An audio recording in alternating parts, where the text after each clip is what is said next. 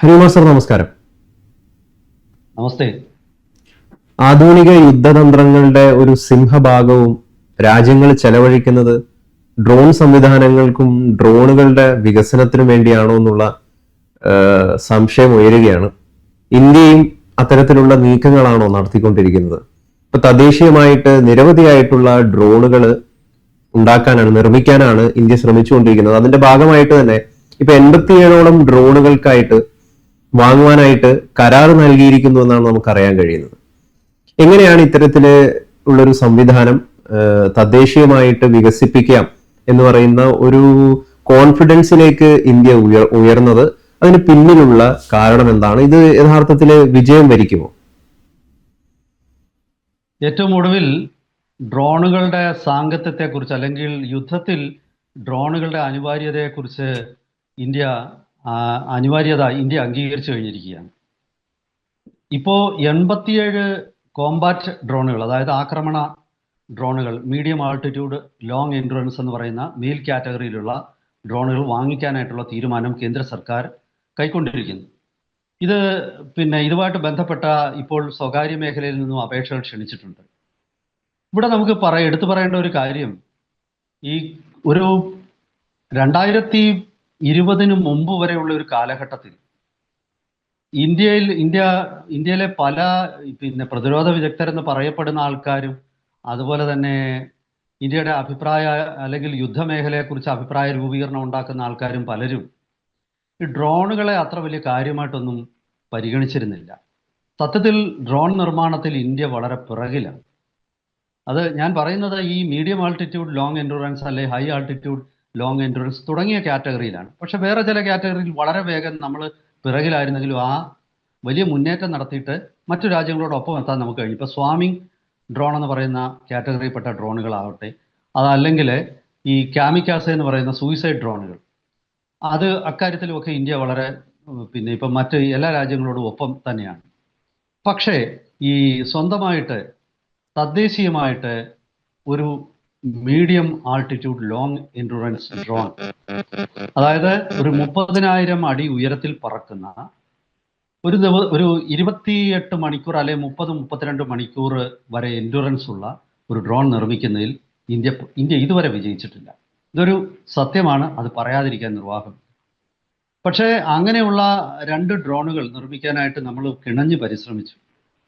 ഒന്ന് തപസ് BH എന്ന് പറയുന്ന ഒരു നിരീക്ഷണ ഡ്രോൺ, അതായത് ഇൻ്റലിജൻസ് സർവേലൻസ് റെക്കോണിസൻസ് എന്ന് പറയുന്ന അത്തരം പ്രവർത്തികൾക്ക് വേണ്ടിയിട്ടുള്ള നിരീക്ഷണ ഡ്രോൺ.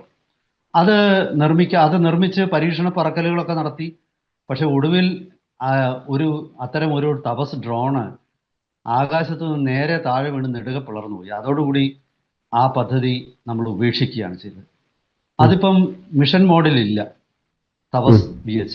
അതിന് 30 മണിക്കൂർ തുടർച്ചയായിട്ട് ആകാശത്തിൽ ഉയർന്നു പറക്കാൻ ശേഷിയില്ല എന്നുള്ള ഒരു കണ്ട തിരിച്ചറിവാണ് ആ പദ്ധതി ഉപേക്ഷിക്കാനുള്ള കാരണം. മാത്രവുമല്ല, 30,000 അടി എന്നുള്ള ആ ഒരു ടാർഗറ്റഡ് ഹൈറ്റ് അതിന് അച്ചീവ് ചെയ്യാനും പറ്റിയിരുന്നില്ല. അതിൻ്റെ കാരണമായിട്ട് പറയുന്നത് അതിൻ്റെ ഈ ഭാരം 1800 കിലോഗ്രാം ഭാരമായിരുന്നു ആദ്യം ഉദ്ദേശിച്ചിരുന്ന, അതിൻ്റെ മൊത്തം വെയിറ്റ് എന്ന് ഉദ്ദേശിച്ചിരുന്നതെങ്കിലും പിന്നീട് അത് കൂടിക്കൂടി 2.8 ടണ്ണോളം ആയി. ആയുധങ്ങളല്ല, നിരീക്ഷണ ഉപകരണങ്ങൾ ഉൾപ്പെടെ. അങ്ങനെ വന്നപ്പോഴത്തേക്ക് അതിന് ഈ പറയുന്ന ഉയരം അച്ചീവ് ചെയ്യാൻ പറ്റുന്നില്ല. അതിൻ്റെ എഞ്ചിന് അത്രയ്ക്കുള്ള ത്രസ്റ്റ് ഇല്ല. അങ്ങനെ ആ പദ്ധതി തന്നെ ആകെ അവതാളത്തിലായി. അതിനോടൊപ്പം തന്നെ ആർച്ചർ NG എന്ന് പറയുന്ന മറ്റൊരു ഡ്രോണ് വികസിപ്പിക്കുന്നുണ്ടായിരുന്നു. അതൊരു കോമ്പാറ്റ് ഡ്രോണാണ്, അതായത് ആക്രമണ ഡ്രോണാണ്. ആ ഡ്രോണ് ഇപ്പോൾ പരീക്ഷണ പറക്കലുകൾ നടത്തിക്കൊണ്ടിരിക്കുകയാണ്. അത് ഏതാണ്ട് വിജയമാണെന്നാണ് പറയുന്നത്. പക്ഷേ എങ്കിലും ഉദ്ദേശിച്ച സമയത്തൊന്നും അത് സർട്ടിഫിക്കേഷൻ എല്ലാം കഴിഞ്ഞ് ആർമിയുടെ ഭാഗമാകാൻ പറ്റുമെന്ന് തോന്നുന്നില്ല. അതിനാലാണ് വളരെ തിടുക്കപ്പെട്ട് സ്വകാര്യ മേഖലയിൽ നിന്നും നമ്മൾ അപേക്ഷകൾ സ്വീകരിക്കുന്നത്. ഇവിടെ ഇന്ത്യയിൽ യഥാർത്ഥത്തിൽ ഡ്രോൺ ഉണ്ടാക്കുന്നുണ്ട്. ഇന്ത്യയുടെ ടെക്നോളജി അല്ലെന്നുള്ളതേ ഉള്ളൂ. ഇസ്രായേലിൻ്റെ ടെക്നോളജി ഉപയോഗിച്ച് നമ്മൾ ദൃഷ്ടി 10 എന്നുള്ള drone Adani defence systems and drones limited ഉണ്ടാക്കുന്നു. അത് ഇസ്രായേലിൻ്റെ ഹെർമിസ് 900 എന്ന് പറയുന്ന ഡ്രോണാണ്. അത് കുറച്ച് ഇന്ത്യയുടെ സാഹചര്യങ്ങൾക്കും ഇന്ത്യയുടെ ആവശ്യങ്ങൾക്കും അനുസരിച്ച് മാറ്റങ്ങൾ വരുത്തി ഒരു ഇന്ത്യൻ കമ്പനി നിർമ്മിക്കുന്നുണ്ട്.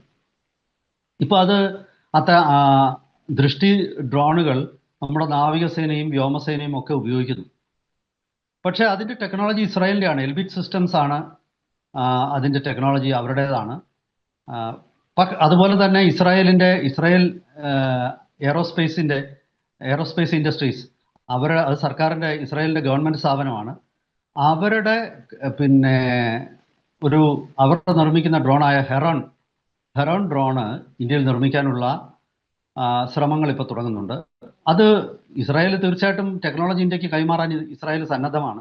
പിന്നീട് നമ്മുടെ കൈവശമുള്ള ഡ്രോണുകൾ അമേരിക്കയിൽ നിന്നും വാങ്ങിച്ച പ്രിഡേറ്റർ MQ-9B എന്ന ഡ്രോണാണ്. അത്തരം ഡ്രോണുകളും ഇന്ത്യയുടെ കൈവശമുണ്ട്. പക്ഷേ ഇതൊക്കെ തന്നെ വിദേശ ടെക്നോളജിയാണ്. തദ്ദേശീയമായിട്ട് വികസിപ്പിച്ചെടുത്ത ടെക്നോളജി ഉപയോഗിക്കുന്ന ഒരു ഡ്രോണ് വികസിപ്പിക്കാൻ DRDOയ്ക്ക് കഴിഞ്ഞില്ല എന്നുള്ളത് അത് തീർച്ചയായിട്ടും നമ്മുടെ ഒരു പരാജയമാണ്. വേണ്ട രീതിയിൽ അതിന് ഫണ്ട് അനുവദിക്കാത്തത് കൊണ്ടാണോ, അതോ അത്തരം ഒരു ശ്രമം മുൻകൂട്ടി തുടങ്ങാതിരുന്നത് കൊണ്ടാണോ എന്നൊക്കെ ഉള്ളത് ചർച്ച ചെയ്യപ്പെടേണ്ട വിഷയങ്ങളാണ്. ഇവിടെ ഇങ്ങനെയൊക്കെ ആണെങ്കിലും ഈ തപസ് ഡ്രോൺ TAPAS എന്ന് പറയുന്ന തപസ് ഡ്രോണ് അതിൻ്റെ നിർമ്മാണത്തിനിടയ്ക്ക് നമ്മൾ ചില സാങ്കേതിക വിദ്യകളൊക്കെ വികസിപ്പിച്ചെടുത്തിരുന്നു. അത് വലിയ വിജയവുമായിരുന്നു. അത് എഞ്ചിൻ്റെ പരാജയമാണ്. ആ ഡ്രോണിൻ്റെ എഞ്ചിൻ്റെ പരാജയം എന്ന് പറഞ്ഞാൽ ഇത്രയധികം ഭാരം വഹിക്കാനുള്ള എഞ്ചിൻ ആയിരുന്നില്ല അതിൽ ഘടിപ്പിച്ചിരുന്നത്. അതാണ് അതിൻ്റെ ഒരു പ്രശ്നം. എന്നാൽ പിന്നെ പുതിയ എഞ്ചിൻ ഘടിപ്പിച്ചുകൂടെ എന്നൊരു ചോദ്യം വരും. അതത്ര എളുപ്പമല്ല. കാരണം ഓരോ വിമാനവും ഡ്രോണും ഒക്കെ ഡിസൈൻ ചെയ്യുന്നത് ഒരു പ്രത്യേക എഞ്ചിൻ മനസ്സിൽ കണ്ടുകൊണ്ടാണ്. ആ എഞ്ചിൻ മാറ്റുകയാണെങ്കിൽ വിമാനം മൊത്തം മാറ്റേണ്ടി വരും. അല്ലെങ്കിൽ പുതിയൊരു ഡ്രോൺ നിർമ്മിക്കേണ്ടി വരും. എങ്കിലും അതിനുവേണ്ടി നിർമ്മിച്ചിട്ടുള്ള ഒരുപാട് അത് നിർമ്മിക്കാനായിട്ട് നമ്മൾ ഒരു പരിധിവരെ വിജയിച്ചു. അങ്ങനെ വികസിപ്പിച്ചെടുത്ത ചില ടെക്നോളജികൾ ഇപ്പോൾ സ്വകാര്യ മേഖലയ്ക്ക് കൈമാറാൻ DRDO സന്നദ്ധത പ്രകടിപ്പിച്ചിരിക്കുകയാണ്. അതിൻ്റെ ഭാഗമായിട്ട് ഇപ്പോൾ അഡ്വാൻസ്ഡ് കാർബൺ കോമ്പോസിറ്റ്സ്, അതായത് റഡാറിൽ പതിയുന്ന, റഡാറിൻ്റെ ദൃഷ്ടിയിൽപ്പെടാതെ ഉയരാൻ കഴിയുന്ന അല്ലെങ്കിൽ പറക്കാൻ കഴിയുന്ന അത്തരം മെറ്റീരിയലാണ് കാർബൺ കോമ്പോസിറ്റ്സ്, അഡ്വാൻസ്ഡ് കോമ്പോസിറ്റ്സ്. അത് കാർബൺ മാത്രമല്ല, മറ്റു രീതിയിലുള്ള മെറ്റൽസും ഉണ്ട്. അത് വികസിപ്പിച്ചെടുത്തിട്ടുണ്ട്. അത് ഇപ്പോൾ കൈമാറാൻ തയ്യാറാണ്. അതുപോലെ ഓപ്റ്റിക്കൽ ഫൈബർ ബേസ്ഡ് കമ്മ്യൂണിക്കേഷൻസ്, അത് സ്വന്തമായിട്ട് ഇപ്പോൾ വികസിപ്പിച്ചെടുക്കാൻ നമ്മൾ ശ്രമിക്കുന്നുണ്ട്. പിന്നെ ഈ ട്രൈസൈക്കിൾ ലാൻഡിംഗ് ഗിയർ എന്ന ഒരു സിസ്റ്റം, അതായത് ഈ ഡ്രോണുകളൊക്കെ തന്നെ autonomous take off and landing എന്ന ഒരു സംവിധാനത്തിലാണ് പ്രവർത്തിക്കുന്നത്. ഇത് തനിയെ അതിന് ടേക്ക് ഓഫ് ചെയ്യാനും തനിയെ അതിന് ലാൻഡ് ചെയ്യാനും പറ്റും. അതിന് വേണ്ടിയിട്ടുള്ള ലാൻഡിംഗ് ഗിയറുകൾ, അതായത് ട്രൈസൈക്കിൾ ലാൻഡിംഗ് ഗിയർ എന്ന സംവിധാനം DRDO വികസിപ്പിച്ചെടുത്തിട്ടുണ്ട്. അത് വളരെ വിജയകരവുമാണ്. അപ്പോൾ ആ സംവിധാനത്തിൻ്റെ ആ ടെക്നോളജി സ്വകാര്യ മേഖലയ്ക്ക് നമ്മൾ കൈമാറും. ഫ്ലൈറ്റ് കൺട്രോൾ സിസ്റ്റം, ഇപ്പോൾ ഈ ഒരു ഡ്രോൺ ആകാശത്തിലൂടെ പറക്കുമ്പോൾ അതിന് GPS എയ്ഡഡ് ഗഗൻ എന്ന് പറയുന്ന നമ്മുടെ ഒരു തദ്ദേശീയ നിയന്ത്രണ സംവിധാനമുണ്ട്. ആ സംവിധാനവും സ്വകാര്യ മേഖലയ്ക്ക് കൈമാറാൻ DRDO തയ്യാറാണ്. അതുപോലെ സാറ്റലൈറ്റ് കമ്മ്യൂണിക്കേഷൻ സിസ്റ്റംസ്, ഇങ്ങനെ 100% വിജയം വരിച്ച ചില ടെക്നോളജീസ് ഈ തപസ്സിൽ നമ്മൾ ഉപയോഗിച്ചിട്ടുണ്ട്. അത്തരം ടെക്നോളജികൾ സ്വകാര്യ മേഖലയ്ക്കൂടെ കൈമാറിയിട്ട് ഇപ്പോഴത്തെ ഇന്ത്യയുടെ ശ്രമം ഡ്രോൺ നിർമ്മാണത്തിൽ സ്വകാര്യ മേഖലയുടെ കൂടെ പങ്കാളിത്തമുള്ള ഒരു ആവാസ വ്യവസ്ഥ, ഇക്കോസിസ്റ്റം ഉണ്ടാക്കുകയും, ഇപ്പോൾ ഒരു ഡ്രോൺ നിർമ്മിക്കണമെങ്കിൽ അതിൻ്റെ പല ഭാഗങ്ങളും പല സ്വകാര്യ കമ്പനികൾ നിർമ്മിക്കുകയും ഒരുപക്ഷെ ഫൈനൽ അസംബ്ലി പോലും സ്വകാര്യ മേഖല നടത്തുകയും DRDO ഒരു ക്രിട്ടിക്കൽ ടെക്നോളജി പ്രൊവൈഡർ എന്നുള്ള സ്ഥാനത്തേക്ക് മാറുകയും ചെയ്യുക എന്നൊരു ആശയമാണ് ഇപ്പോൾ അതിവേഗം ഡ്രോണുകൾ വികസിപ്പിച്ചെടുക്കേണ്ട സാഹചര്യം നിലനിൽക്കുന്നതിനാൽ ഇന്ത്യ ഇപ്പോൾ പരീക്ഷിക്കുന്നു. അത് നിശ്ചയമായിട്ടും അതൊരു വലിയ ചുവടുവെപ്പാണ്. കാരണം ഒരൊറ്റ സ്ഥാപനം ഒരു പ്രത്യേക പ്രോജക്റ്റിൽ പ്രവർത്തിക്കുന്നതിനേക്കാൾ നല്ലത് നിരവധി സ്ഥാപനങ്ങൾ കൂട്ടായിട്ട് ഒരു പ്രോജക്റ്റിൽ പ്രവർത്തിക്കുകയും അതുപോലെ തന്നെ നമ്മുടെ ഉന്നത വിദ്യാഭ്യാസ സ്ഥാപനങ്ങളുടെ സഹായം ഇതിന് തേടും. അതായത് ഇപ്പോഴത്തെ ഡ്രോൺ പ്രോഗ്രാംസിലെല്ലാം തന്നെ ഇന്ത്യയുടെ IIT-കൾ നിർണായകമായ പങ്കാണ് വഹിക്കുന്നത്. പ്രത്യേകിച്ച് എനിക്ക് തോന്നുന്നു ഈ എയറോനോട്ടിക്കൽ ആ മേഖലയുമായിട്ടും ഡ്രോണുകളുമായിട്ടും ബന്ധപ്പെട്ട മദ്രാസ് IIT, അതുപോലെ തന്നെ ഇപ്പൊ ഏറ്റവും ഒടുവിൽ ഈ കഴിഞ്ഞ ദിവസം ഞാനൊരു വാർത്ത വായിച്ചത്, ഈ ജാമിംഗ് പ്രൂഫ് ആയിട്ടുള്ള ഡ്രോണുകൾ വികസിപ്പിക്കുന്നതിൽ ജമ്മു IIT വലിയ വിജയം കൈവരിച്ചു എന്നുള്ളതാണ്. അങ്ങനെയുള്ള ടെക്നോളജീസ് IIT-കളുടെ സഹായത്തോടു കൂടി വികസിപ്പിക്കുകയും ഇത് പിന്നീട് ഈ ടെക്നോളജി സ്വകാര്യ മേഖലയ്ക്ക് കൈമാറുകയും ചെയ്യുക എന്നുള്ള ഒരു തന്ത്രമാണ് ഇപ്പോൾ നമ്മൾ സ്വീകരിക്കുന്നത്.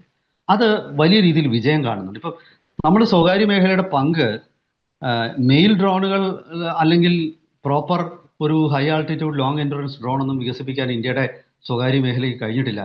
എങ്കിലും 20,000 24,000 അടി ഉയരത്തിൽ വരെ പറക്കുന്ന ഒരു ഏതാണ്ട് 20 മണിക്കൂറിലധികം പറക്കാൻ ശേഷിയുള്ള ഡ്രോണുകൾ നിർമ്മിക്കുന്ന ഫ്ലൈയിങ് വെഡ്ജ് എന്നൊരു കമ്പനി ഇപ്പോൾ ബാംഗ്ലൂരിലുണ്ട്. അവര് അത്തരം ഡ്രോണുകൾ നിർമ്മിക്കുന്നതിൽ അവർ വിജയിച്ചിട്ടുണ്ട്.